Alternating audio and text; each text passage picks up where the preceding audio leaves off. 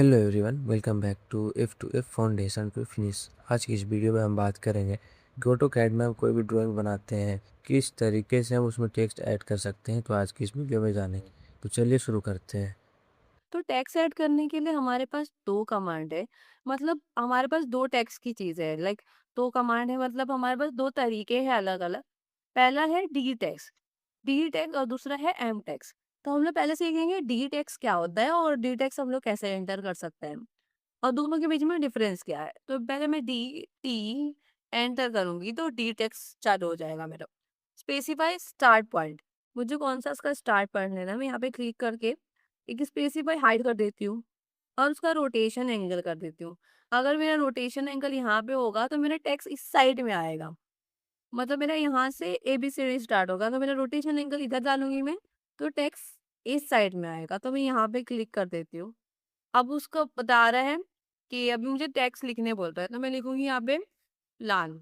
और अगर मैं ये हो गया मेरा कि मैं साइड में क्लिक करती हूँ फिर, तो इधर मुझे दूसरा टेक्स्ट डालने का ऑप्शन दे रहा है। तो ऐसे मैं कितने भी टेक्स्ट डाल सकती हूँ। अब मुझे इस कमांड से बाहर आना है, तो मैं क्या करूँगी, इंटर दबाऊँगी। इंटर दबाऊँगी तो मैं कमांड से बाहर आ जाऊँगी। अभी ये दिख रहा है आपको, मैं मेरा रोटेशन एंगल यहाँ पे बराबर आया, बट अब मैं वापस से एंटर दबाती हूँ, वापस से टेक्स्ट लेती हूँ और स्पेसिफाई हाइड करती हूँ और मैं रोटेशन एंगल ये करती हूँ। तो मैं जब प्लान डालूँगी और कमांड से बाहर आके एंटर कर दूँगी तो मेरा रोटेशन एंगल इसका चेंज हो जाएगा, ये इस साइड में हो जाएगा। अब हम लोग देखते हैं एम टेक्स्ट क्या होता है। एम टेक्स्ट के लिए मैं एम टी एंटर करूँगी और स्पेसिफाई फर्स्ट कॉर्नर करूँगी। अब ये जो टेक्स्ट होता है ना, वो एक बॉक्स के अंदर आता है। तो फिर मुझे ये बॉक्स के अंदर इतना इतना ही हिस्सा चाहिए। तो मैं इतना हिस्से पे क्लिक कर देती हूँ। अब मैं इसमें डालूँगी प्लान।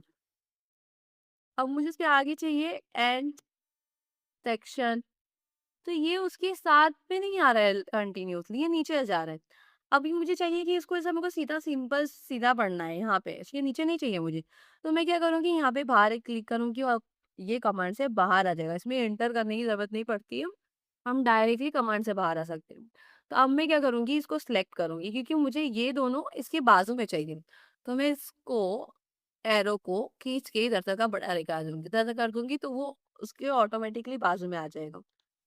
तो यही डिफरेंस है डी टेक्स और एम टेक्स में, कि डी टेक्स में नीचे कोई टेक्स नहीं आता है, आपको एक टेक्स अलग अलग लेने पड़ेंगे।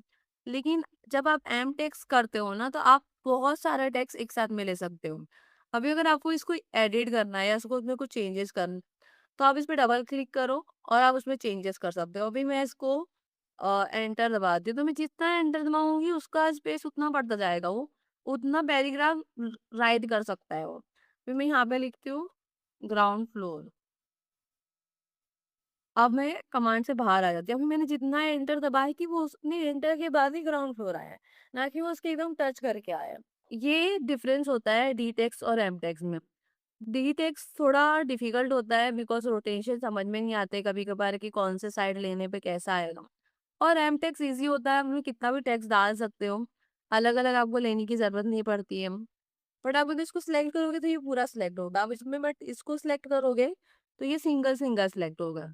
हम लोग अगर प्लान वगैरह देना होता तो हम ऐसा दे सकते हैं, और अगर हमको कहीं पे पैराग्राफ देना है, डिटेलिंग देनी है, तो हम एम टेक्स्ट का टेक्स्ट यूज कर सकते हैं। आई होप आपको ये वीडियो समझ आया होगा और टेक्स्ट कैसे ऐड करते हैं ये भी आपको समझ आ गया होगा। अगर कुछ नहीं समझा या कुछ डॉट्स आ रहे हैं तो उसको कमेंट कर दे, उस पर भी हम वीडियो बना देंगे। Thank you so much.